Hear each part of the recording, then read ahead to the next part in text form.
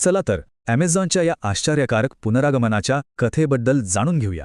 10 वर्षांपूर्वीची गोष्ट आहे आणि तो प्रयत्न फार काही यशस्वी ठरला नव्हता. पण यावेळी असं म्हटलं जाते की प्लॅन पूर्णपणे वेगळा आहे. नवीन फोन समजून घेण्यासाठी आपल्याला जुन्या फायर फोनची आठवण काढावी लागेल. 2014 मध्ये तो मोठ्या थाटात लॉन्च झाला आणि फक्त 14 महिन्यात बंदही पडला. हा आकडा आहे ॲमेझॉनच्या न विकल्या गेलेल्या फोनमुळे झालेल्या प्रचंड आर्थिक नुकसानीचा. मुख्य समस्या होती हार्डवेअरची अनावश्यक वैशिष्ट्ये आणि महत्त्वाच्या ॲप्सची कमतरता. चला आता नवीन व्हिजनकडे वळूया आणि पाहूया की ही नवीन रणनीती कशी आहे. सूत्रांच्या माहितीनुसार एक गुप्त टीम ट्रान्सफॉर्मर नावाच्या डिव्हाइसवर काम करत आहे. याचा उद्देश थेट सेवांशी जोडणारा एक AI सोबती बनवणं हा आहे. आता या स्लाइडमध्ये रणनीतीतील एक मोठा बदल स्पष्ट दिसतो.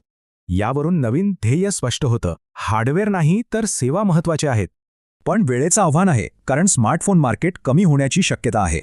या मार्केटवर फक्त 2 मोठ्या कंपन्यांचं राज्य आहे, ज्यामुळे स्पर्धा करणं अवघड आहे. ओपन AI, गुगल आणि ॲपल सारख्या कंपन्याही पुढच्या AI इंटरफेससाठी स्पर्धेत आहेत. इतरांनी प्रयत्न केला आणि ते अयशस्वी झाले, पण ॲमेझॉनकडे एक मोठा फायदा आहे. म्हणजे यशाचं मोजमाप विकलेल्या फोन्सच्या संख्येत नाही, तर ग्राहकांच्या सहभागात आहे. हे सर्व त्यांच्या मुख्य व्यवसायांना अधिक मजबूत आणि दैनंदिन जीवनाचा भाग बनवण्यासाठी आहे. ही एक मोठी जोखीम आहे आणि सूत्रांच्या मते हा प्रकल्प कदाचित कधीच पूर्ण होणार नाही. यावरून एक रंजक प्रश्न निर्माण होतो. आपल्या सर्वात वैयक्तिक डिव्हाइसचं भविष्य फोन नसेल का?